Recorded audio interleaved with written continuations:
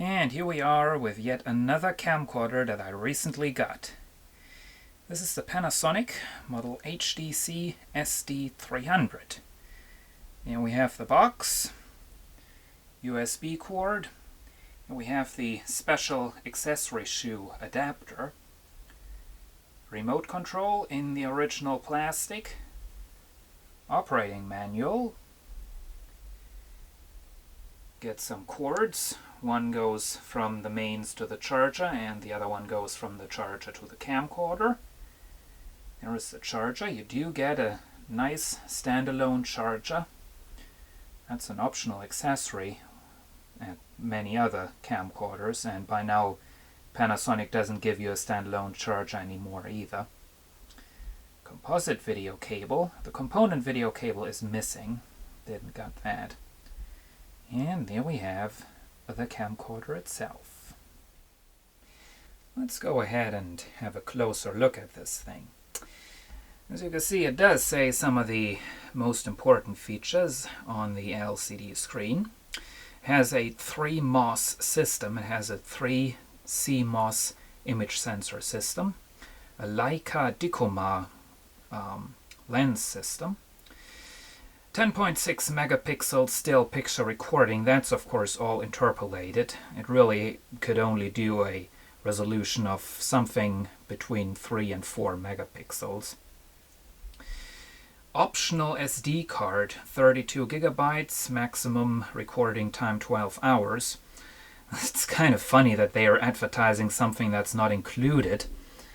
Full HD 1920 by 1080. It'll also record the smaller HD resolution 1440 by 1080, but it won't record standard definition. Now, let's open up the screen and have a look at the features and functions like we always do. You can see we do have some controls on the screen. We have a quick menu for all the quick adjustments, and for the adjustments that you won't use that often, you get a menu, just a regular menu. Have a record button and wide and telephoto zoom controls and the delete button. Now here we have switch for the optical image stabilizer, which is very good. Panasonic does have a very good optical image stabilizer. However, some models like to have a problem with that, and instead of stabilizing the image stabilizer adds some additional shakiness. That happened on my Panasonic SDR-S26 that I once had, and reportedly it can also happen on this camcorder, this type of camcorder.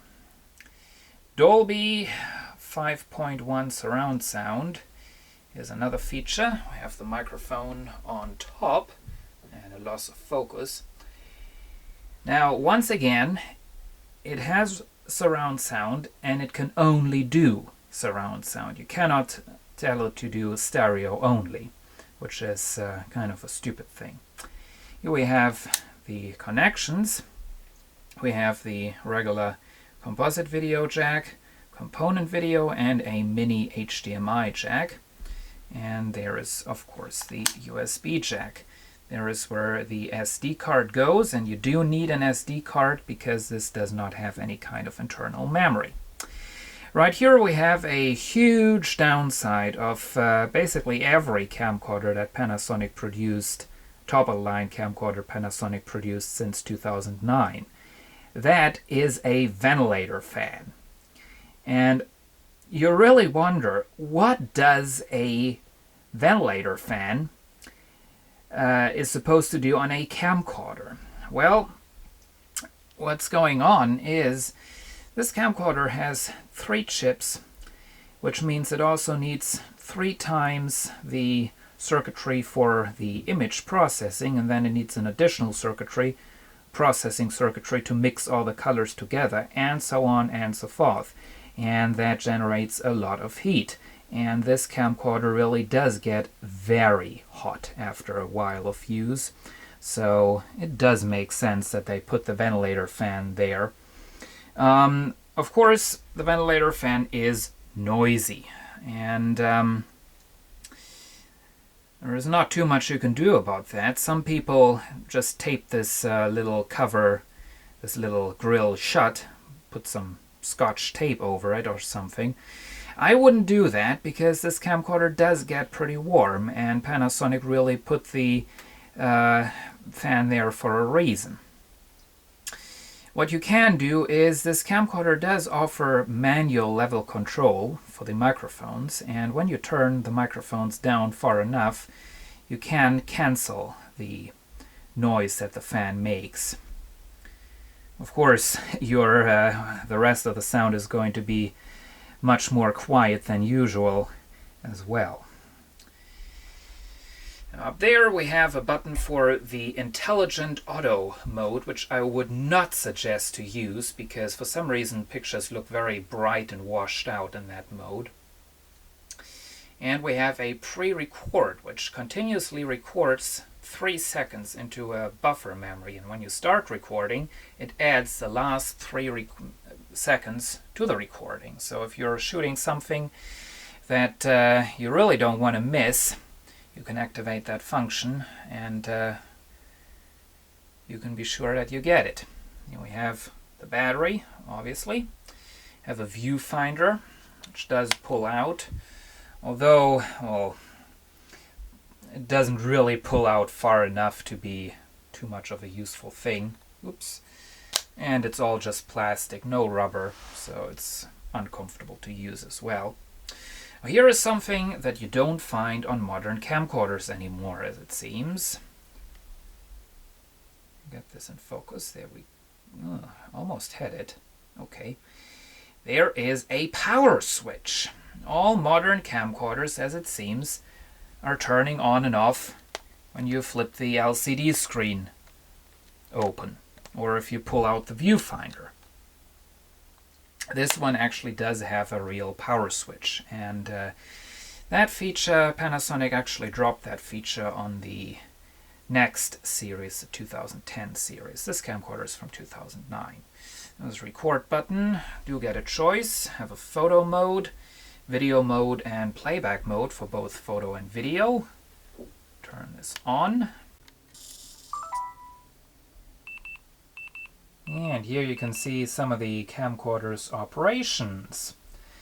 We don't have an SD card in there at the moment. You can see we are in manual mode. No SD card.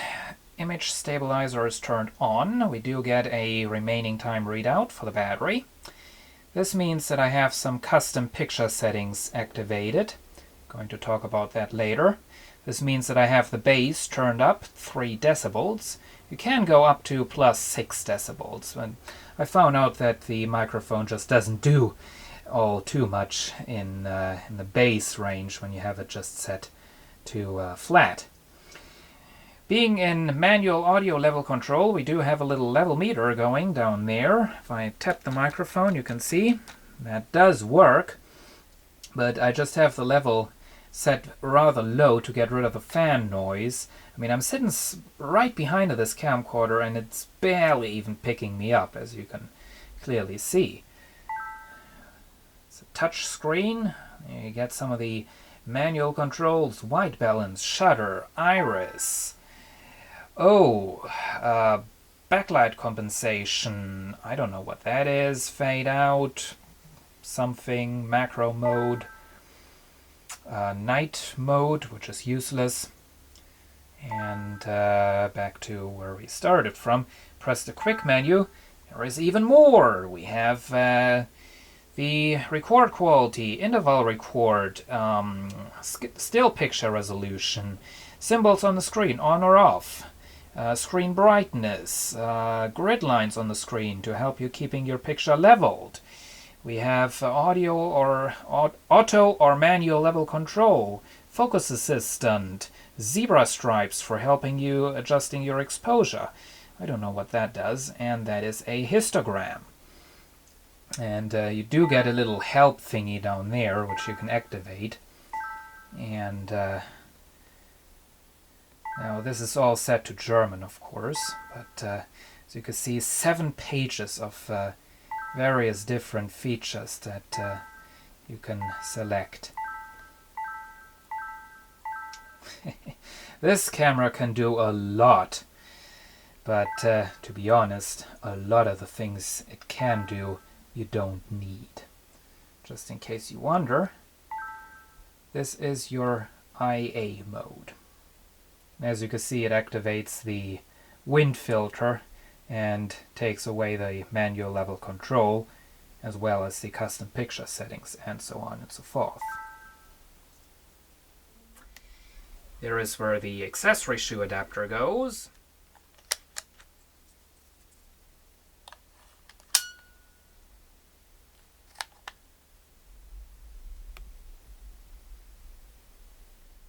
And the little release thingy so that you can get that out again. Here we have the microphone and headphone jack right there. And the microphone does have plug-in power. And moving on, there is the front of the camera. We have a flash for photos, and we have record LED down there, and behind the shiny thing is the sensor for the remote control. Now there is something about the lens that you want to keep in mind. When you're using a filter, everything's alright. You can use this lens thread right here. If you are using some kind of a converter lens, you may find out that it's all kind of wobbly and loose.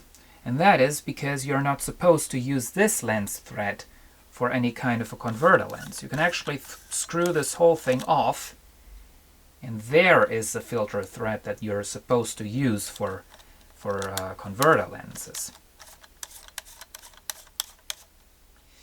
Here we have, once again, 3 MOS Advanced Optical Image Stabilizer.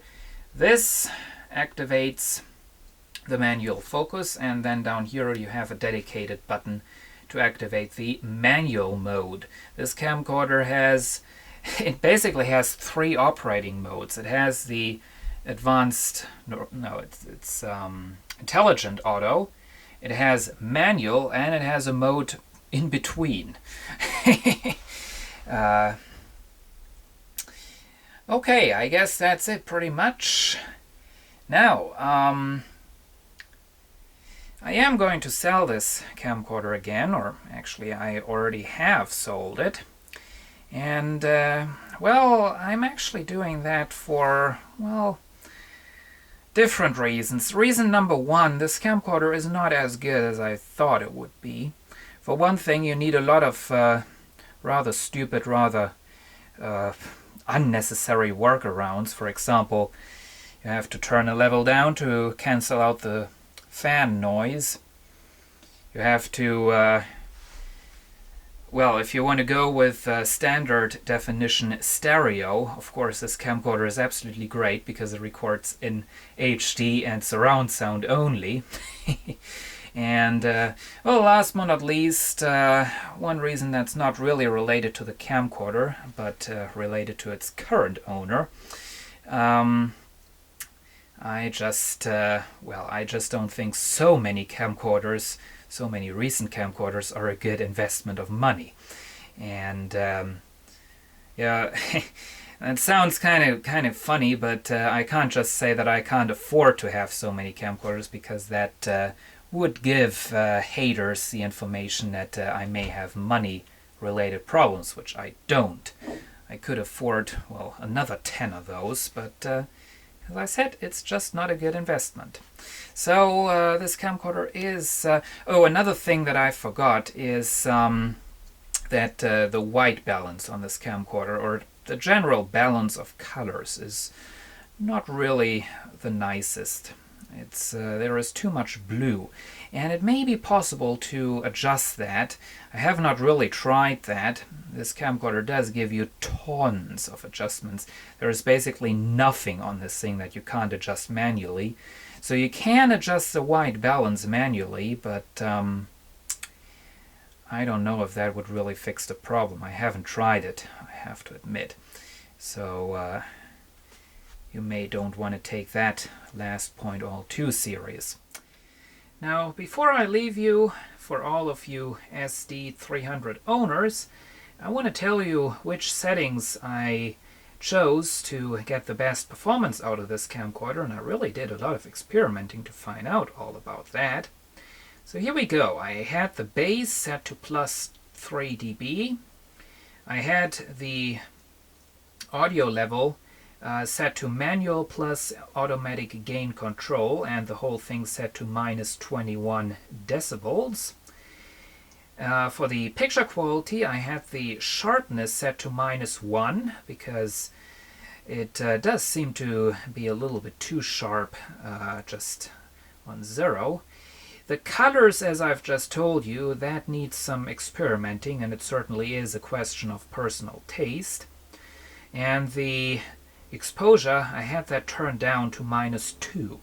And definitely don't use the IA mode, because that really doesn't come out very well at all. But here we have it. The Panasonic HDC-SD300.